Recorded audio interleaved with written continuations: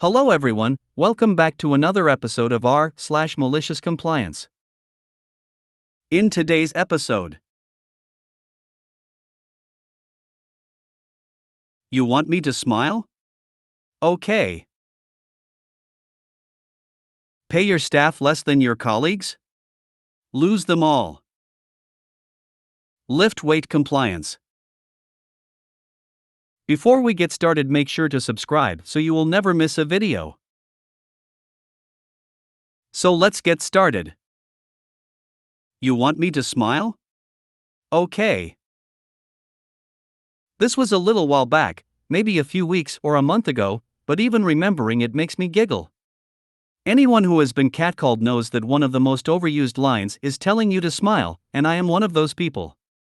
I had walked to the closest grocery store because I wanted mashed potatoes. They're served at the deli there, and I didn't have any potatoes at home, but I was determined to get my favorite comfort food. After paying almost $5 for a styrofoam cup of mashed potatoes with a plastic spoon, I walked my happy ass home while shoveling mashed potatoes into my mouth like I was moments from starving to death. A couple blocks away from making my way home, I got catcalled by some guy sitting on his front porch.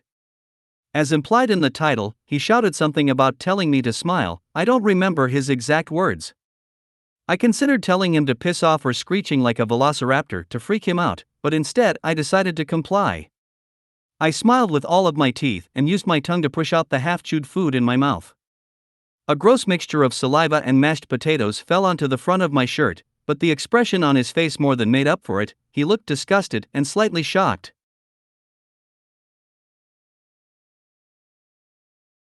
After a few more seconds of direct eye contact to make him more uncomfortable, I continued walking home. I then finished my potatoes and decided to take a nap. Edit: I didn't think a story of me responding to a catcall by smiling with my teeth and getting potatoes/spit on my shirt would get so much attention. Regardless, thank you everyone for the comments and awards. I really appreciate it, and I'm glad to have made you laugh or at least feel mildly amused. Have a nice day, and remember that the most effective way of dealing with creeps is to out-creep them. Whether you use the velociraptor screech, pretend to go Super Saiyan, complete with the power-up scream, smile with all your teeth, aggressively pick your nose while making direct eye contact, or pretend to be possessed by a demon, that's your call. Pay your staff less than your colleagues? Lose them all. I'm going to try to keep this kind of vague because 1. I like the elected official as a person, just not as a boss. 2. I like what they are trying to accomplish in terms of policy, and 3. I don't want this to blow back on me because I'm still in this field. I have spent most of my career working for elected officials. Over the course of my career, I have worked for elected officials at the federal, state, and local level in progressively more involved policy roles.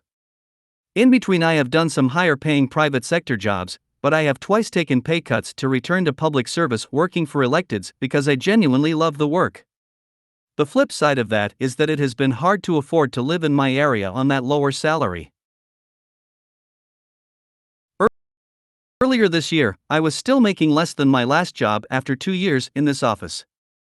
In early spring, we were talking with one of our colleagues on the shared staff, and she made an offhand comment about how our office had the worst pay of any office for our legislative body. She ended up sharing information about how much other offices pay their staff with our whole office. Turns out she was more right than she knew. Our office had some of the most experienced staff of any office, and bar none the lowest pay, even relative to less experienced offices that were less active.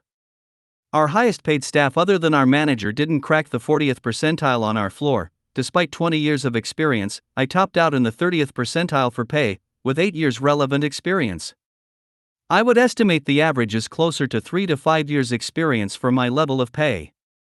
Colleagues I had worked with previously who I knew had 3 fewer years of experience were making 20% more than I was with similar or less involved responsibilities. So I did a full analysis of the pay on my floor relative to experience and set up a meeting with the elected to discuss salary, which did not go well. I was told that aside from annual increments, there would be no pay raises, and essentially that I should be happy I had a job. The fact that I had been loyal was irrelevant. as was the fact that anytime there was some weird issue we wanted to explore, I was able to find a solution. Me making less than colleagues in other offices with less experience was not their problem. I was told that if I wanted more pay, I would have to find something new. So after telling my colleagues about the ugly meeting, I did exactly that. I started applying for other jobs in our government, found one that I was highly qualified for, got an interview almost immediately, aced the interviews, and 3 months later, the hiring process is a joke, started with a 65% increase in take-home pay. After hearing about how poorly my salary meeting went, my colleagues didn't bother having their own meetings and just started their own searches. Come the start of the next legislative body after the elections, the only person left will be a new hire that started right before this nonsense went down and a new comms person who started right after I left.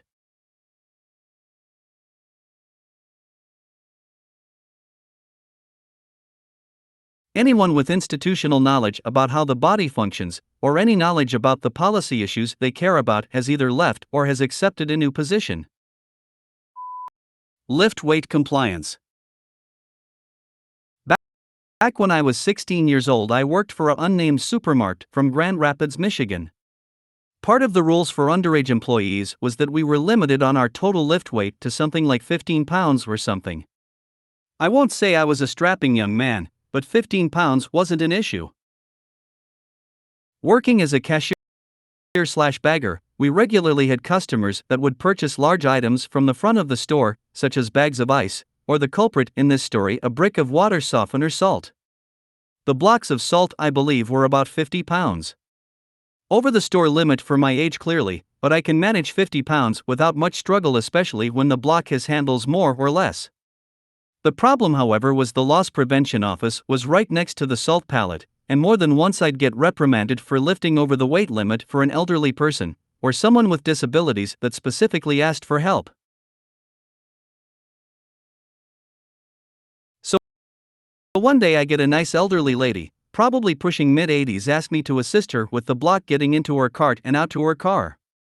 I look over, and there is LPO manager standing right next to it surveying his kingdom, the one that likes to reprimand me about it, like it was his job or something, which I understand now being older.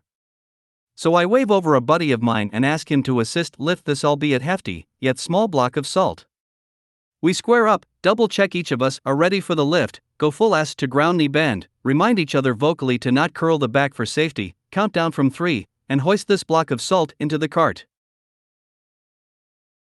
Then escort the lady to her cart, both of us, because it does need lifted again, and load her up.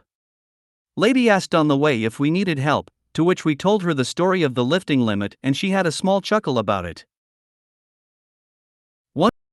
Once inside, the frontline manager promptly asked, "WTF is your issue?" as to why both my friend and I just bailed on our stations for the last 20 minutes during a Saturday morning rush. I believe the response was something along the lines of, "Just next time you need to do that, tell someone older to just pick it up." Which isn't nearly as fun. If you made it to the end of the video, thanks for watching. Don't forget to like, subscribe and share, and we will see you in the next video.